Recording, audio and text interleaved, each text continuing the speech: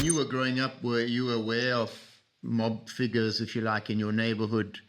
So, or did they, once you began your, let's call it criminal career, did they, basically what you're saying is they reached out to you. They saw you as a successful, and word got around that you were very good, you were running this business. You had to talk to different people to fence the goods, and they found out about you. When do you think they found out about you? I mean, sorry, there's two questions there. I think it's an entire subculture that you're introduced to, and you learn as you go. So there were a lot of friends of mine that were involved in quote unquote the life, which is La Cosa Nostra, the whole understanding of that subculture they had with them from early youth, if not birth.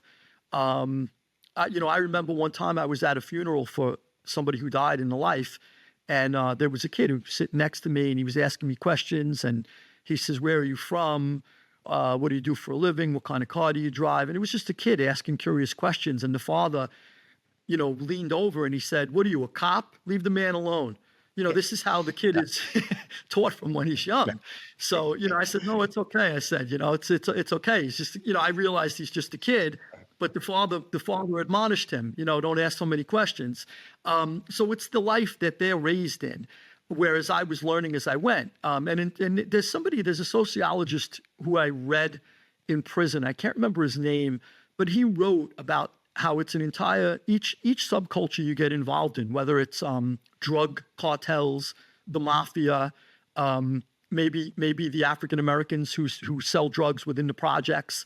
Those are all three separate different subcultures that you have to learn. You can't just walk in off the street and think you're going to speak the lingo and understand how it works, and they'll spot you in a minute, unless you become part of them. It's a world you become part of. You become absorbed into that world, and that's what happened to me.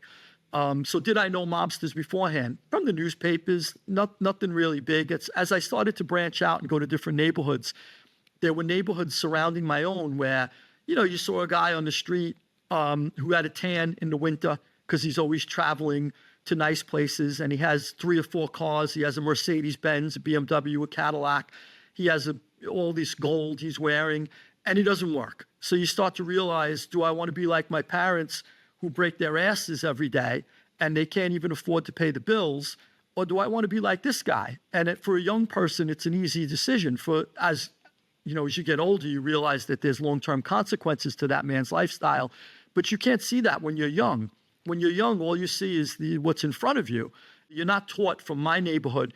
You're not taught that maybe somebody could become an astrophysicist, or somebody, he's a professor of such and such, so he's an icon, that you should follow. You're not aware of those people. They're not around you, and they're not accessible to you. Those people are something you see in a book or on the news.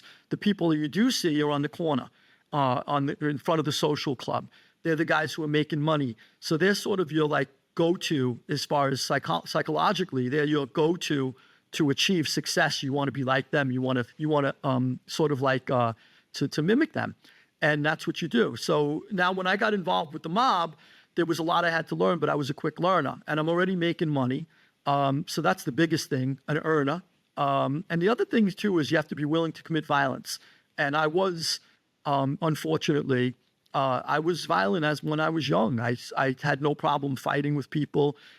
If there was a fist fight that, I wanted to fight. And then if somebody, had a knife, then I was happy to pull a gun. If somebody had a gun, I was happy to pull a bigger gun. And then you learn to be what Machiavelli called virtue, which is nothing like virtue as we know it today. It's more sort of like cunning. And, you learn to become a cunning individual, to outsmart other people, which is something that I wanted to decompress and get away from when I finally changed my life in prison.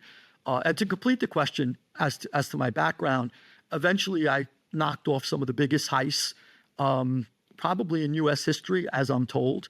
I got involved in, I was pulled in California on the eve of knocking off an armored car. Me and my crew flew to California. There are surveillance photos of me and my crew in California floating around on the internet now that the FBI took.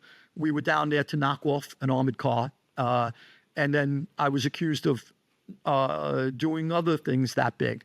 And at some point or another, we had an excellent crew. Everybody in my crew, I was in my early 20s, everybody in my crew was in their 30s, 40s, and 50s. And the fences that I regularly went to were in their 60s and 70s. So everyone was older than me. And the reason why they took me seriously was if I put a plan together, let's say for an armored car, for example, if I put a plan together and we hatched the plan and then we were successful pulling it off, it gives you a lot of sort of like mojo in the underworld. You know, that goes on your underworld resume, and you become somebody who's extremely in demand. And, you know, my crew that I put together too, they were really the best at what they did. They were good guys. As close as what you'll see on television, although what you see on television is completely drama. You know, it's all fake, you know, where guys are talking in little things and, you know, before a heist, and then they walk, you know, they have a suit and tie on, and, you know, there's stuff I laugh at when I watch that. But we were a well-oiled machine. We did our homework. We did our research before we made a move. I didn't even know what the word research was back then, but we were smart enough to case that place out, see what was happening, and then assign the right people to do the right job. So then I was successful pulling off all the heists at the time.